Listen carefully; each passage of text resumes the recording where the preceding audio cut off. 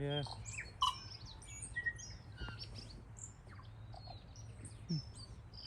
Cool bird.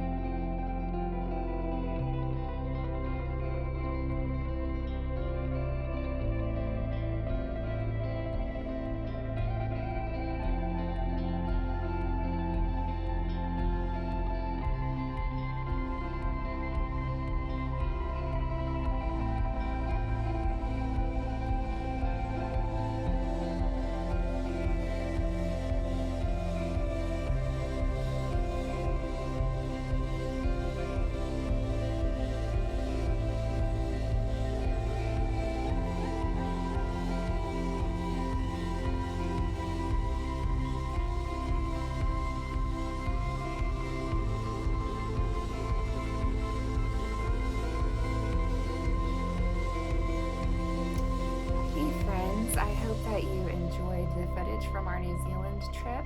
It was quite an adventure. We were on the South Island the entire time, so we didn't get to go up and do any of like the Lord of the Rings stuff and look at Hobbiton and that kind of stuff. It's up on the North Island. And so are like the Maori and all of that kind of stuff. But we did have quite the adventure. It was wonderful. It was very cold. So my hand knits got a whole lot of use. It was in the 30s just about every day. Some mornings it was in the 20s. It did snow a couple of times. So my hand knits got worn every single day. Alex and I both wore hand knit socks every day. So it was wonderful. I'm going to show I'm going to show my acquisitions to you guys, but I'm going to kind of try to go through it quickly because this video is already going to be long enough without me talking endlessly about the yarn that I got. You will have seen the fiber that I scoured. The fiber that I scoured in one of the hotel rooms was from the ram that Alex got while he was on the hunting portion of our trip. It's an invasive species. I can't remember the name of that type of sheep, but it's an invasive species in New Zealand. And so that was one of the things that they were hunting because it does a lot of damage, and actually the damage it causes kills off native species. And so yeah, so it's a type of like mountain sheep, but they do actually spin the fiber from those sheep into yarn. So I'm going to blend it with some of my merino. They've got a lot of merino in New Zealand too, so I thought that would be a good thing to blend it with. And I'm going to make some super fluffy yarn, and I'm probably going to make something for Alex out of it, since that was his sheep that he got while he was there. I don't have it to show to you, but I'm sure I'll make a video all about that at some point for you guys. So I apologize ahead of time for any rustling, because these are all in paper bags, so there's going to be some rustling. So just heads up, you will have seen some of this already, but not all of it. Some of it I did have earlier in the video. So the town that we were staying in the first week had like this cute little shop, and I got these. It wasn't a yarn shop, but they had yarn in this little gift shop. This is 100% merino wool, and it's just super, super soft. I just got 2 skeins of this. These are 50 grams each, and they're just incredibly soft and lovely, and I think they'll make like a lovely little hat or mittens or something like that. You will have already seen these guys. This is a brand that I saw in several cities, so I think that this is a pretty widespread brand. It's called Touch. Yeah, Touch Yarns. Their website is touchyarns.co.New Zealand. This is a merino, possum, and silk blend. It's 60% merino, 30% possum, 10% silk. And I got 4 skeins of this to make a really beautiful, probably sweater. I'm probably going to hold this double. This is a fingering weight yarn. And I'm probably going to do a beautiful sweater. I loved these because the colors really do remind me of New Zealand, especially where we were in the fjords. These colors featured very heavily, as you will have seen in the footage of when we were in the fjords. Fiordland National Park, but certainly Milford Sound. These are the colors. But definitely those colors are just all throughout New Zealand, with the beautiful turquoise. All of the water was turquoise everywhere, even in like creeks. Lots of green. It was fall while we were there, so not as much green as usual, but lots of green. The sky was just always crazy blue. It's supposed to be very rainy in New Zealand, but it rained 2 or 3 days while we were there, and the rest of the days were sunny. So that's what happened when we were in Ireland too. We just have really good luck when we're traveling as far as weather most of the time. Okay, a few more items. So I think these are all from a yarn shop that was in, oh gosh, I know I have the city names and the yarn shop names in the videos, but I just am not doing a great job of remembering the names myself, so I apologize for that. But it's hard for me to remember all the names. I remember Tianu, and that is, so we stayed in Tianu for a couple of days, and that's when we went to Fiordland National Park. Queenstown is easy to remember, but yes, some of the other town names I just don't remember. Okay, so this was oh, actually, this is the sheep that Alex got. Arapawa sheep. They had a couple skeins of this in a yarn shop that I went to. It was that really big yarn shop that was in kind of like that beachy town that I had a few minutes ago in the video. This is 25% Arapawa wool and 75% merino. And I have 100 grams and 50 grams. These are both, I think they both are undyed. And I was thinking about making something for Alex out of these. This was before we knew that I could process the wool from the sheep that he got. So I had gotten those from the yarn shop so I could make him something. And then I got myself these two skeins. These are hand dyed. This is also Arapawa and merino, and it's just these gorgeous tonal reds.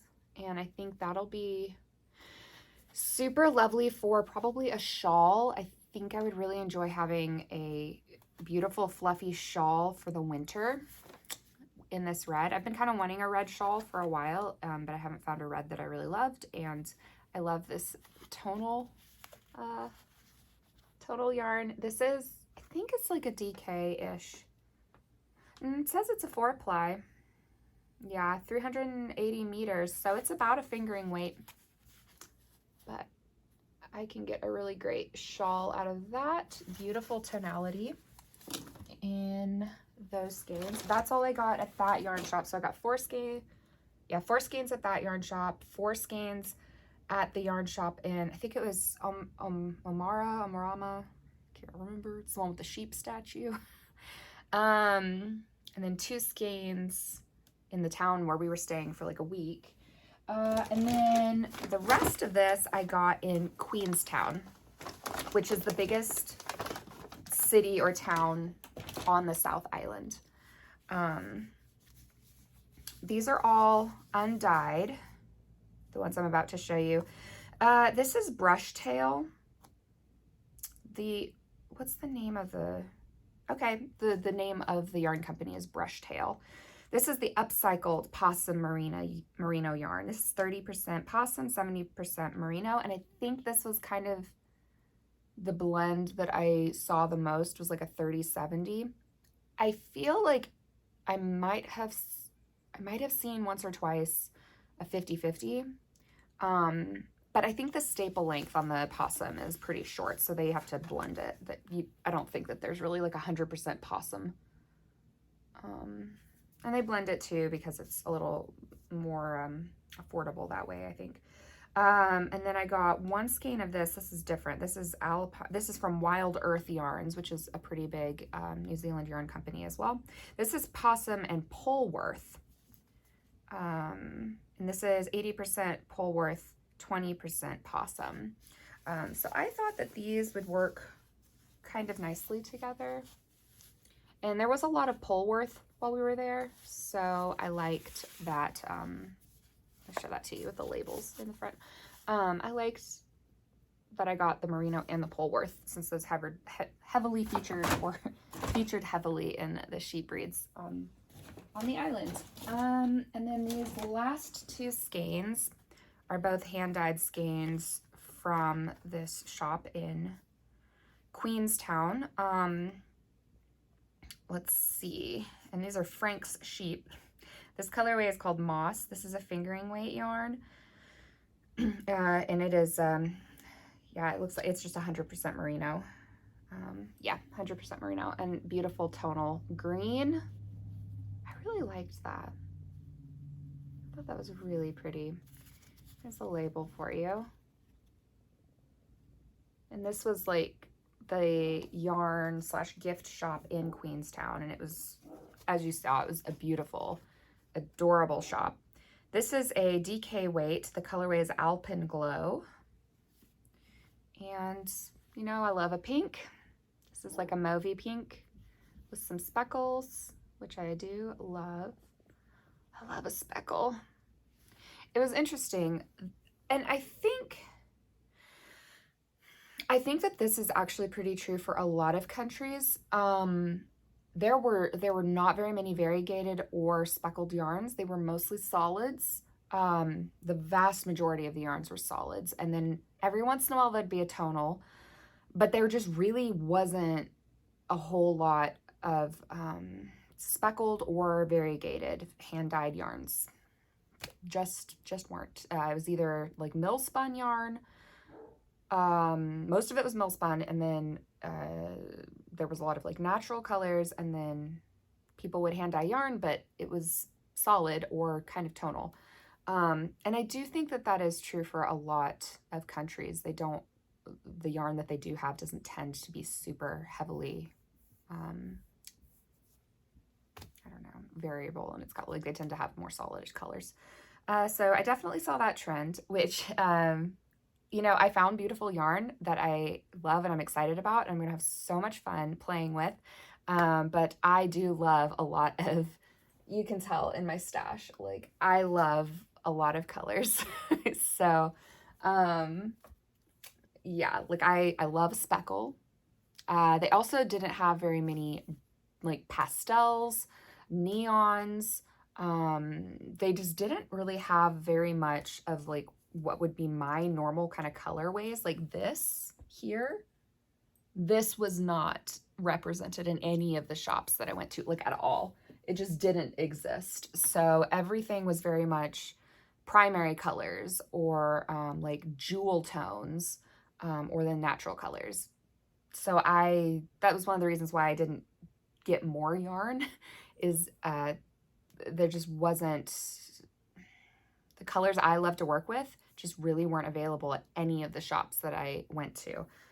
This is about as close as we could get to what I would normally work with. This is not my usual, but it was so mossy and lovely and tonal, and the yarn itself is so soft. If I don't make something for myself, I'll make something for somebody else. But yeah, they just didn't have the types of colors I would normally get, but that's okay.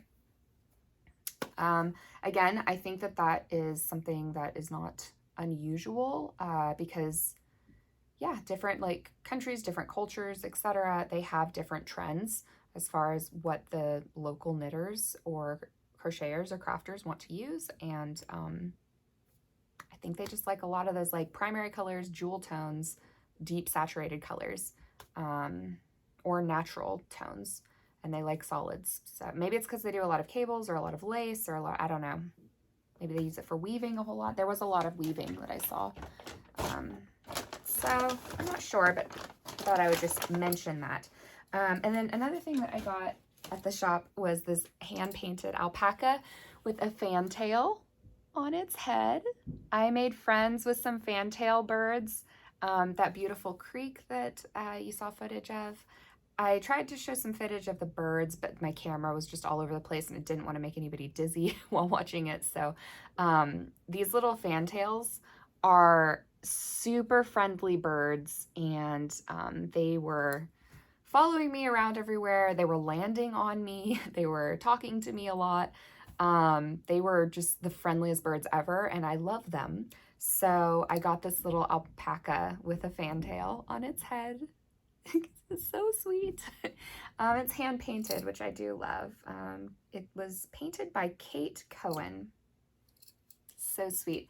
And actually, at that shop too in Queenstown, I got a little pin that's a little like handmade fantail pin, which is so sweet. And I don't know if I would put this like on a shawl or where I'd put this little guy, but I love him and I think that he's super sweet.